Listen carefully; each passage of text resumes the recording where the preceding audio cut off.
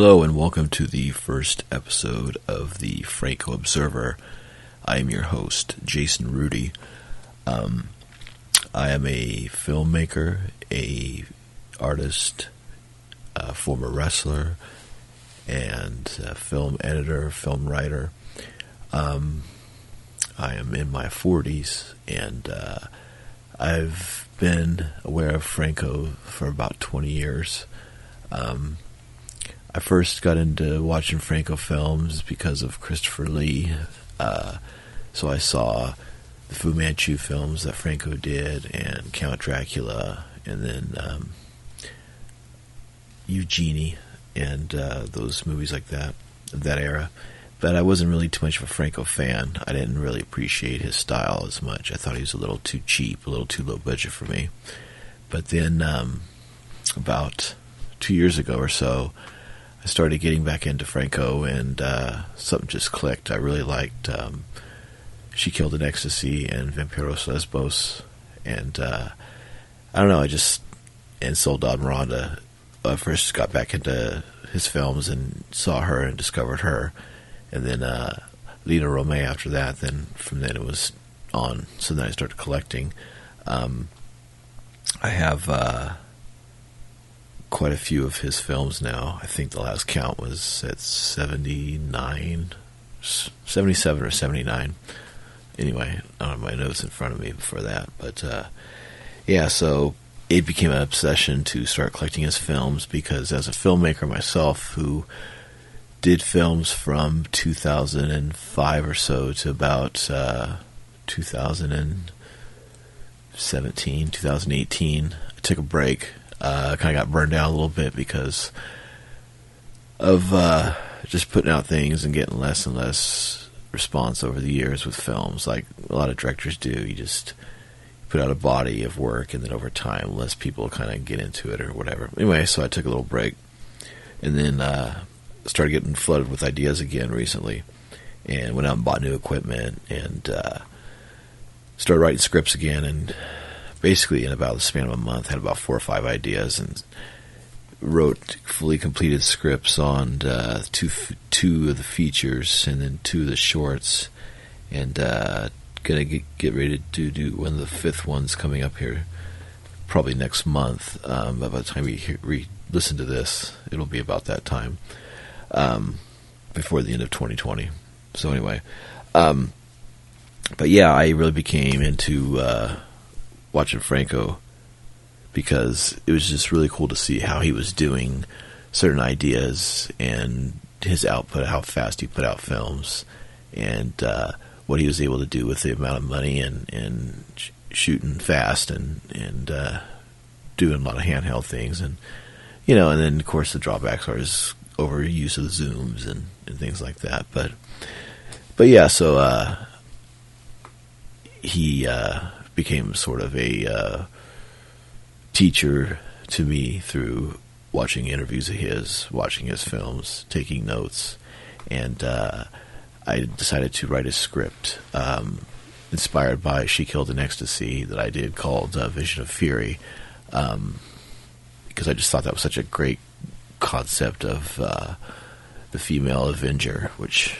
is a concept that I've used before in past films, and I went through his body of work to see themes and things. So anyway, that's who I am, and yeah, filmmaker and fan of his. And this podcast, the Franco Observer, will basically be myself on the audio podcast that you'll listen to.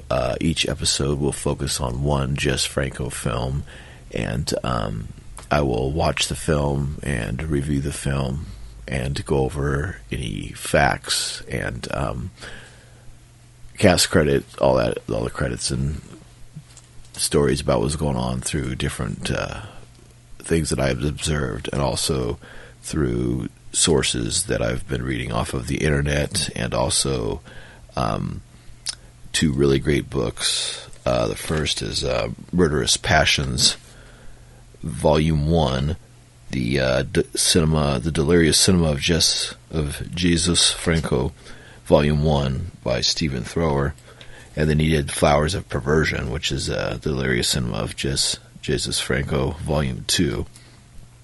So Jesus Franco, Jesus Franco is his full name. A lot of times he was called Jess Franco. He also directed under various aliases. I am Laser, or Jay Laser, and Clifford Brown, and different ones, and we'll discuss that as we go through different films in which there is different aliases. But so for this is the intro for the film.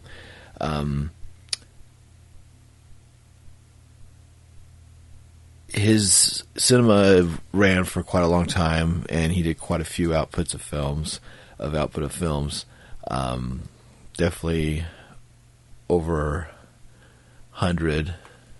Not, some people say over 200, but I don't think it's that high.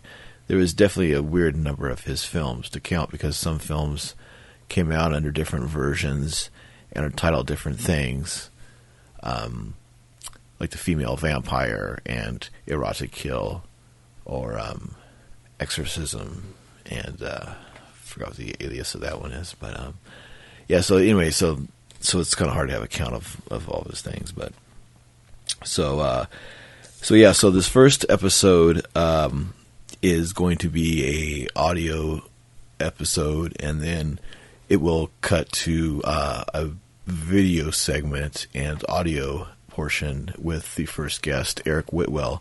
Eric Whitwell is a friend of mine who is an actor in a few of my past films, such as Love Blade and Mondo Sacramento, and quite a few other ones. I forgot off the top of my head, but definitely he's in Desires of Dawn and Mondo Sacramento 2, Love Blade and everything. And he's our first guest. We recorded that portion before I recorded this, the intro, and in that also too, as a correction, in that part I had mentioned that Klaus Kinski worked with Franco twice, and I had a lapse of memory there, because actually he did work with him 4 times, not twice. So Klaus Kinski works with him in the first episode where we review Count Dracula. He works with him in Count Dracula. He worked with him later on in 1976 in Jack the Ripper, and then he worked with him before in Venus and Furs and Justine. So he worked with him 4 times in his career, not twice. So that's a correction that you'll hear later. And so anyway, this is the intro to that.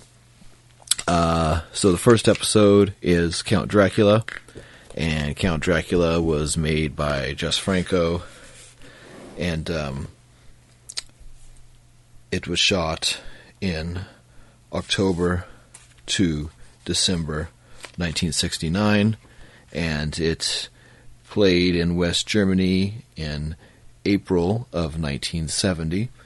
It played in the USA in July 15th of 1973, like 3 years later, only on a TV print. So I'm not sure what was edited. It's not a very graphic film, so I don't know, they might have just edited some of the staking scenes, maybe, I would guess, if that. But it's almost pretty safe to actually play on TV, so it might have been uncut, who knows.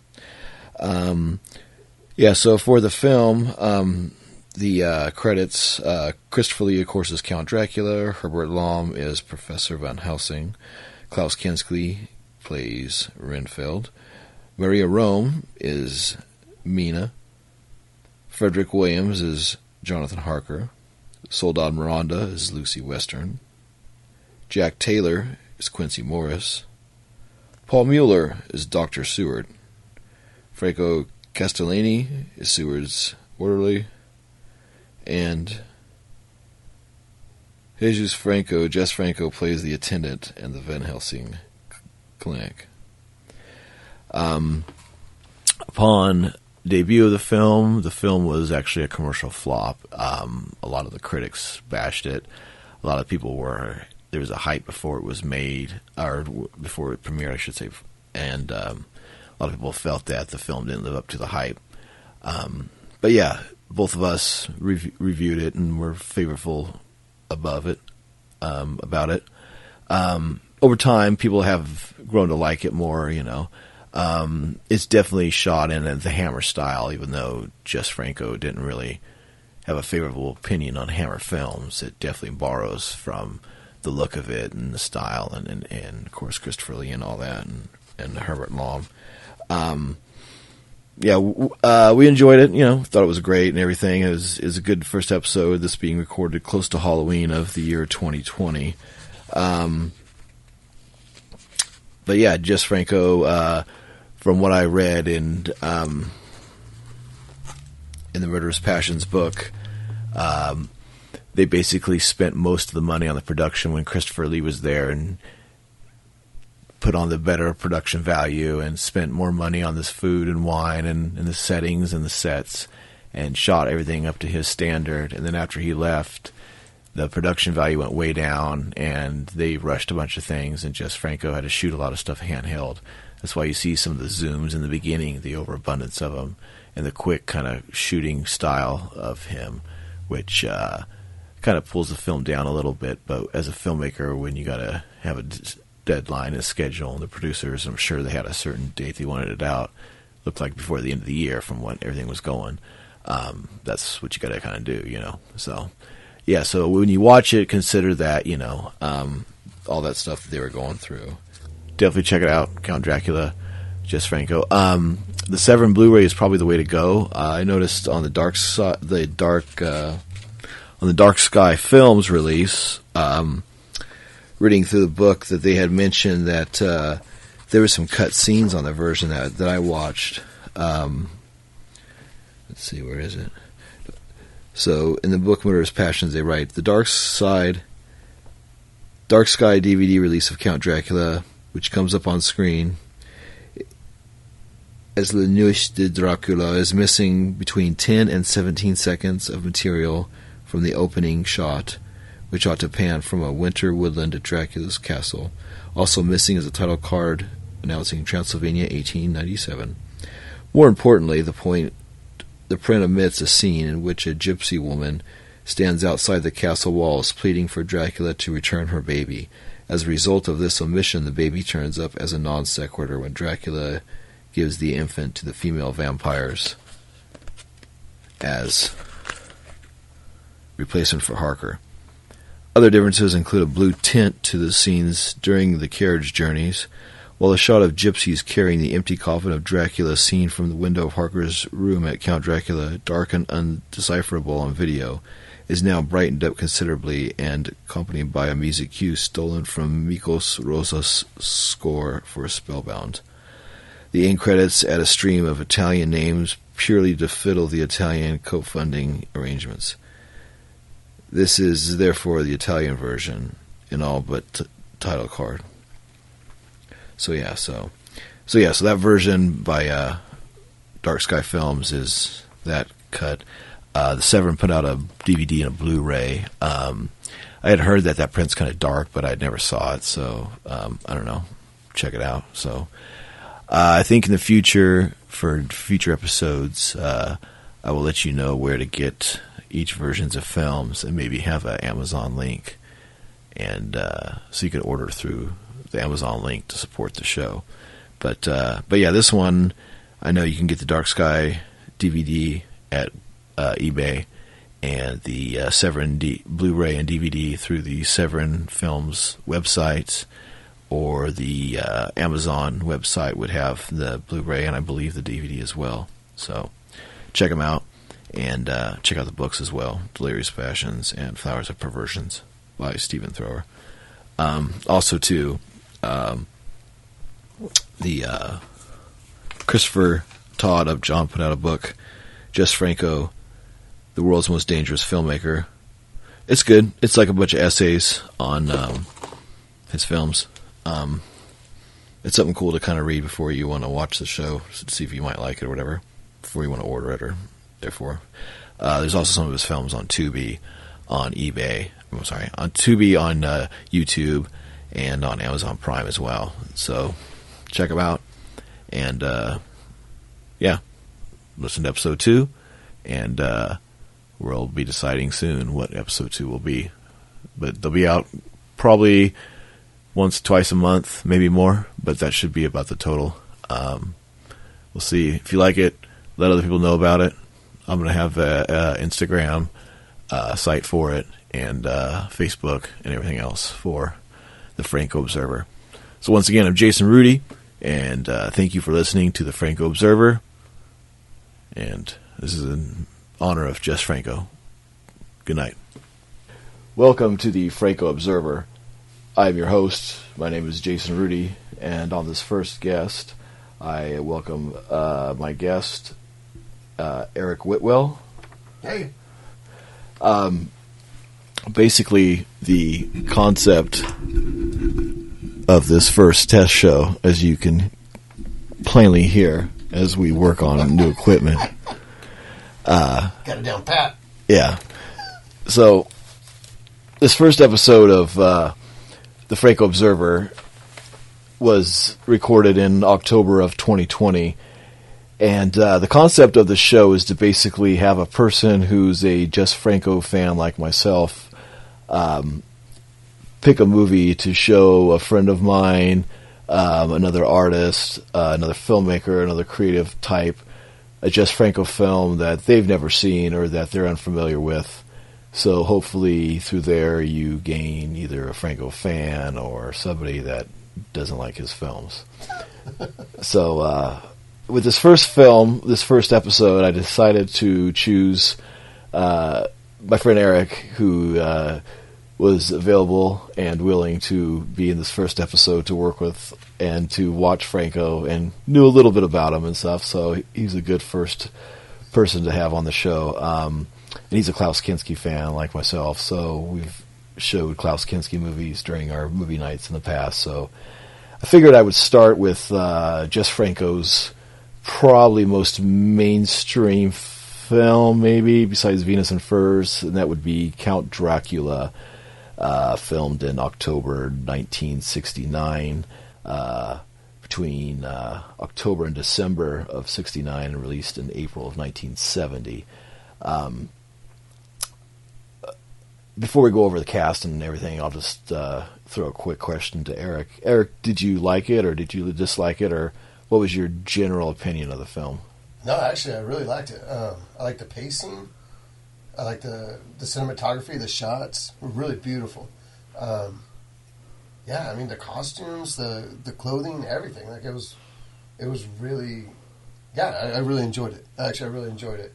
I was a little disappointed that there was no nudity. Right, I was a little disappointed. Yeah. But you can't ask for everything, yeah, well, we'll go over that on the checklist portion of where we go over the highs and lows, or what we liked or disliked or stuff. And, no, but I thought it was really good. I thought it was really, really good.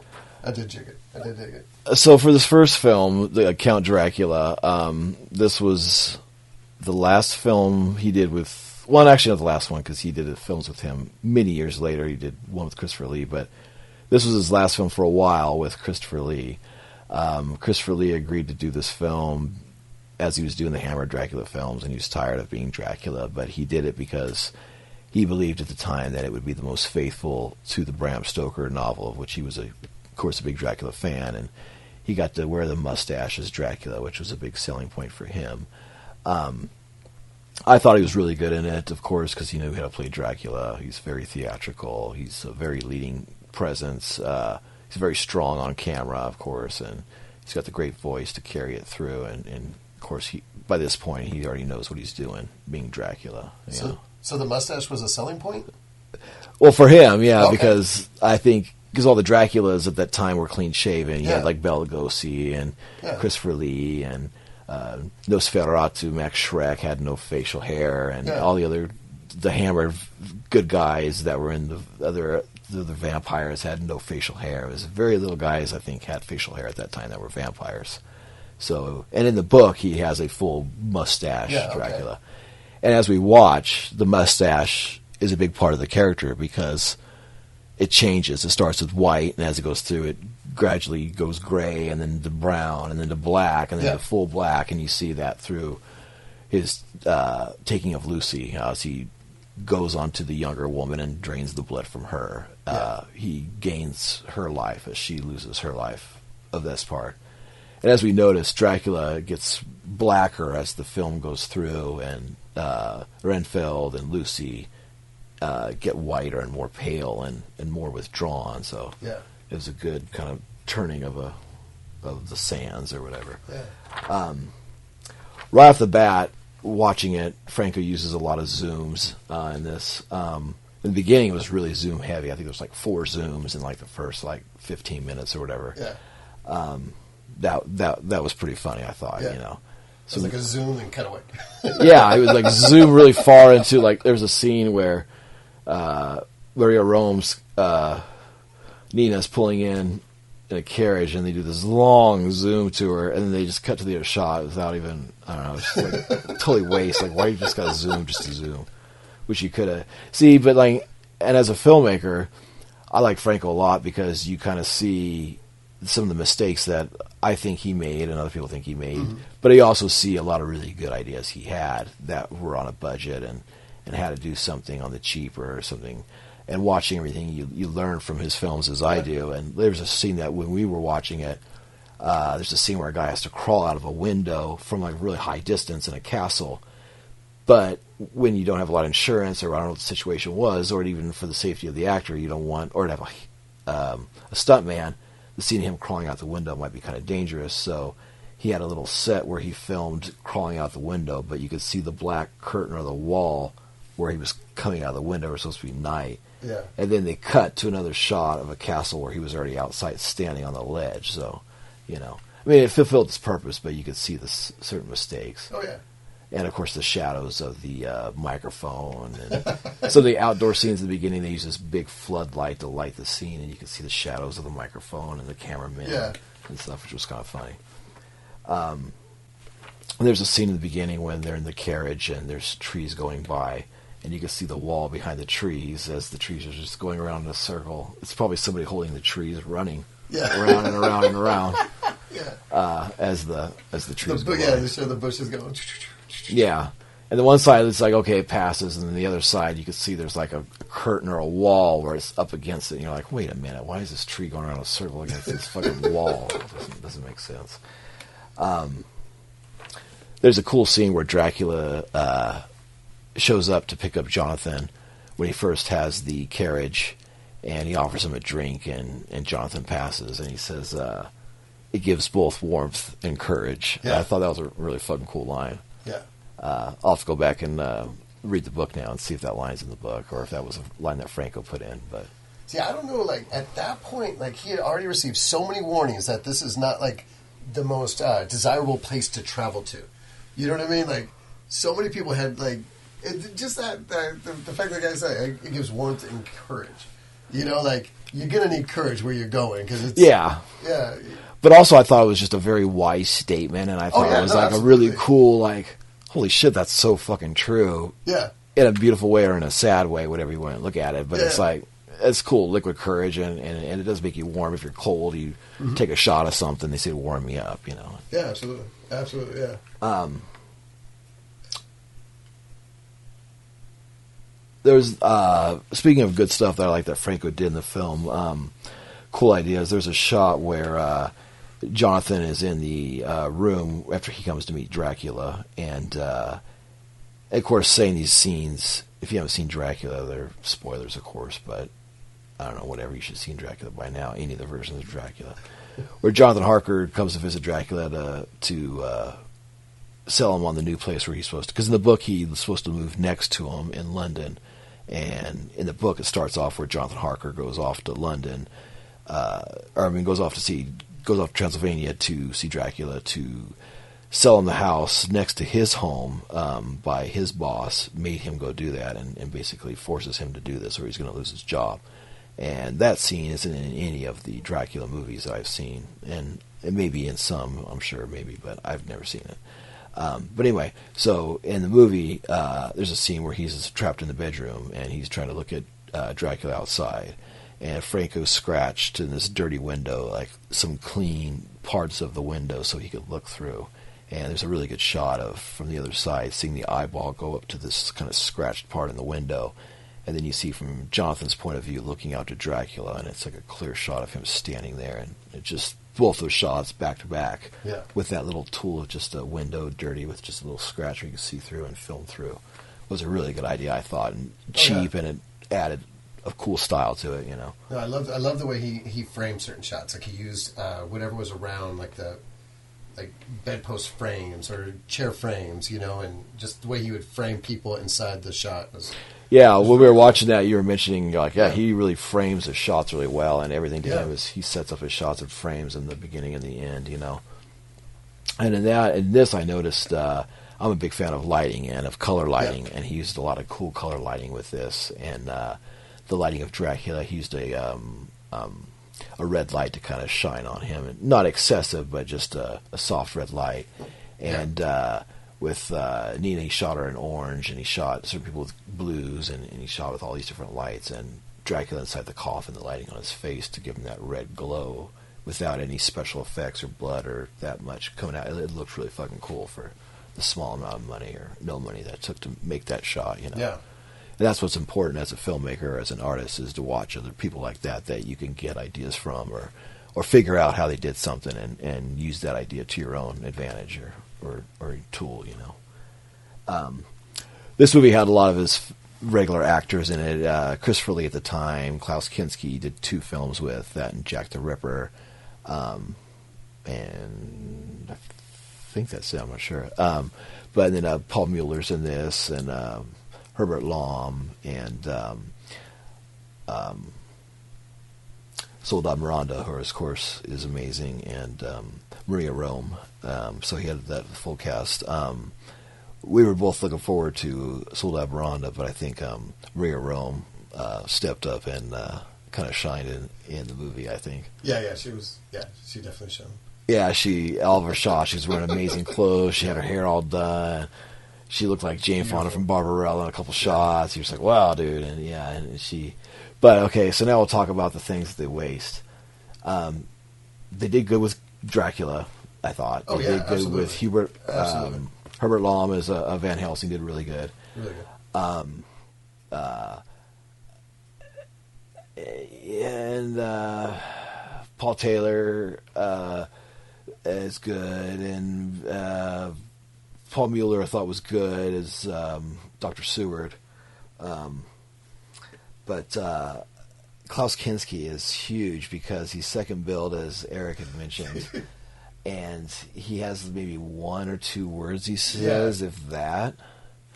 And he basically just sits in a corner and just looks around and he eats his flies and and he probably shot his scene. I'll have to look through Murderous Passion book and look through and see how many days they used to film him with, because I would guess that probably 2 days, 3 days maybe is all you could film.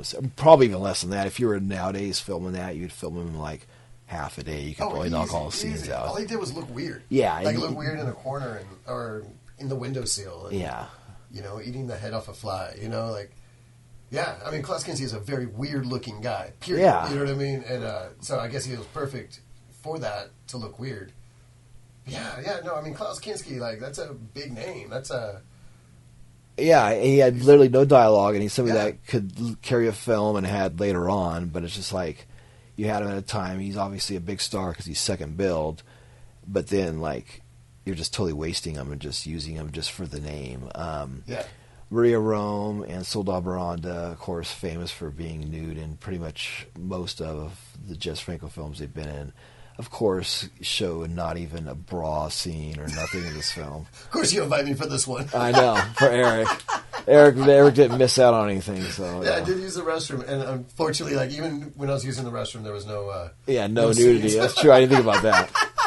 But, so that, for Jess Franco is usually nude in all of his... Or has to do with in all of his films, so it's funny for a Jess Franco film to have, like, no nudity.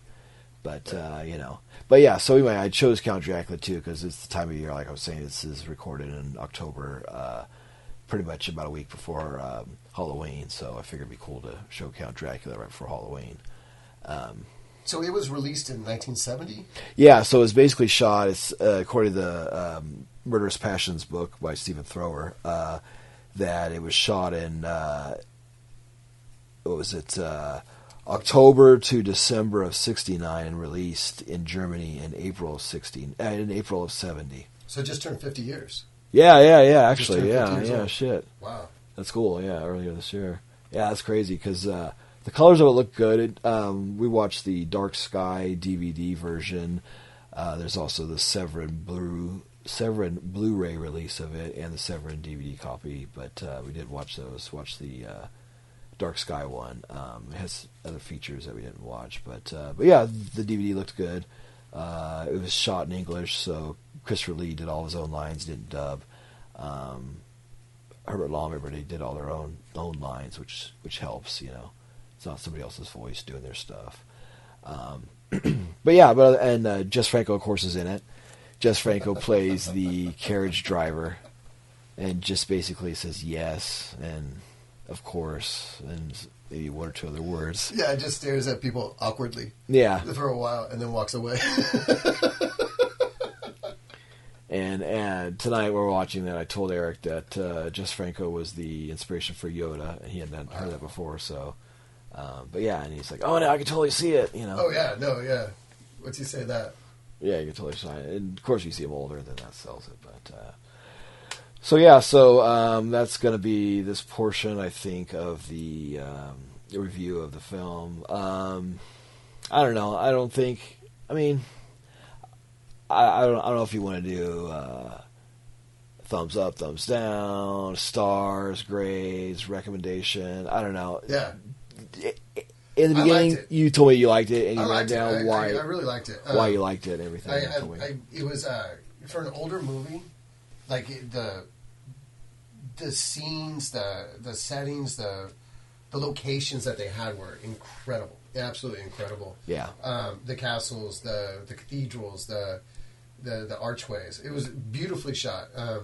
Considering that it really had no violence, nudity, there was nothing like over the top about it. It still kept you watching. It still kept you really like kind of glued to it. It just had a really good pacing to it. Yeah. That I enjoyed. You know, even during the taxidermy scene. Oh yeah, that was amazing. Like just someone's in the background just shaking this owl. Yeah, there's a scene where Dracula turns all the taxidermy against the invading forces of Dr. Van Helsing's crew. Yeah. And all the animals come to life. The taxidermy animals come to life. It showed this sturgeon with like cobwebs all over it, and then all of a sudden I think it was like a ferret or something, like pops up in front of him, looks at him, does a little shake and goes off to the side. So somebody holding the little animal going in and out of the camera.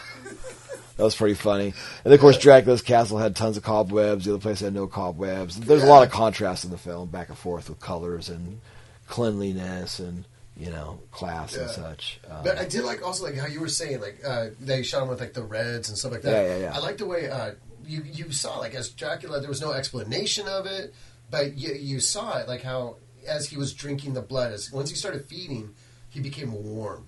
He was becoming warmer and warmer and just more full of life and life. And like you were saying, everyone else's colors just kind of got droned out and they just kind of became paler and Yeah, now that you mention that, Bela Lugosi, when he played Dracula, you never saw him get younger or stronger or whatever. Yeah. He just did his thing, and Nosferatu just did his thing. He didn't get stronger or younger, but in this one, he definitely got youthful and got younger in appearance. And when he visited him by himself, he was so old because he doesn't drink. He just had his women there. It was almost like Dracula was like a pimp, and he had his 3 brides that he just kept in this room, and they're all kind of junkies, and they were just kind of they had the new guy come in. They all fought over the new blood that came in, and then Dracula was like, "That's mine because I'm the boss." And then, but I'll give you this fresh baby that I just found. Yeah. So they devoured the baby, and then it's just wow, drug addicts killing babies type thing, the old voodoo thing, right?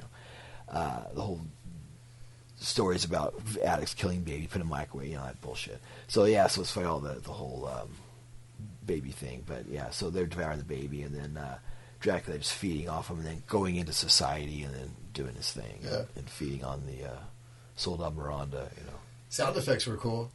Yeah, sound effects. Thank you. So the music was good. Yeah. They use a lot of library stuff. There's certain things that you say, "Oh yeah, I totally hear this in other horror movies." Yeah. But Franco did some sound effects that were pretty good, but having an ear, we both would listen that in the beginning, going into the forest, Dracula's forest, there's monkeys, there's horses outside of the other horses, there's crows, there's tropical birds, all these other things that wouldn't be in the region. They don't live together. Yeah. Lions. And then when they're hammering the stakes in, it's metal chinging sounds that wouldn't be from a wooden stake going into a body. Why would it be a chain or a rock sound? That didn't make sense. Oh, that's totally, very metallic. Very metallic, even though they're using these wooden stakes into a wooden coffin of a human. With a there's not a single piece of metal anywhere, and it's like, ting, ting, yeah, it was ting. pretty funny. Yeah. And then there's a couple other parts of the movie that we were laughing about with the sound effects that were just totally unnecessary, that were laid over that didn't fit. The monkey, though, that was hilarious. Though. All of a sudden, like, or like, what the fuck's a monkey doing by Dracula's castle? Why are monkeys screaming in the middle of the night? Yeah, the Transylvanian forest full of monkeys. So anyway. But yeah, so that was pretty funny. But yeah, for a Franco film, for the many I've seen, but now for the first that I'm reviewing, that's about the second time I've watched Count Dracula, and I enjoyed it.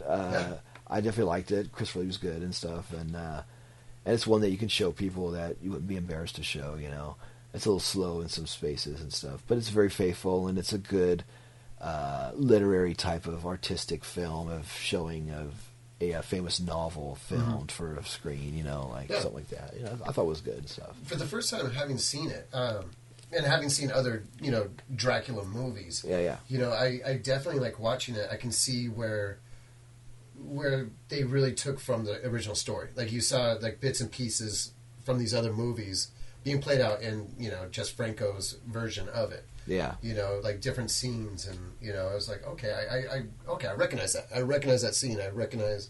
What's happening, Yeah, like you were talking about seeing something like Francis Ford Coppola's Dracula version and that, and then I saw the things in Bela Lugosi's version, and then of course other stuff, which borrowed and used and stuff. So,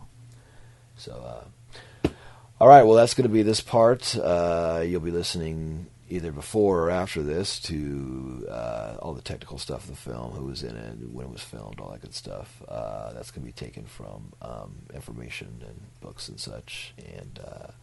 So, thank you very much, Mr. Eric Whitwell, for coming on the show. That was a great movie. That was a really fun movie to watch. I'm sure I'll ask you again to be a guest on another episode. That'd be awesome, man. All right, man. I like the way you describe him, man. It kind of sounds like the way I describe women I date. Well, he was available. Yeah, well, Well, I'll tell you what, man. I mean, totally transparent that's who I am. Everybody's scared because of COVID, and which I totally understand and respect, but, we're very clean people and do our thing and wear masks and clean and all that stuff. So, we're responsible on that as well. So, it's good to have people find a reason to hang out to watch movies with friends. So that's basically what it boils down to, is inviting people over to watch a movie and then talk about awesome, it. Man. That's what we always would do at the time, but now that was a really good time, man. I liked watching that on camera. So, All right, so signing off for this portion. Thank you for listening. Have a beautiful night. Beautiful nights. Beautiful nights.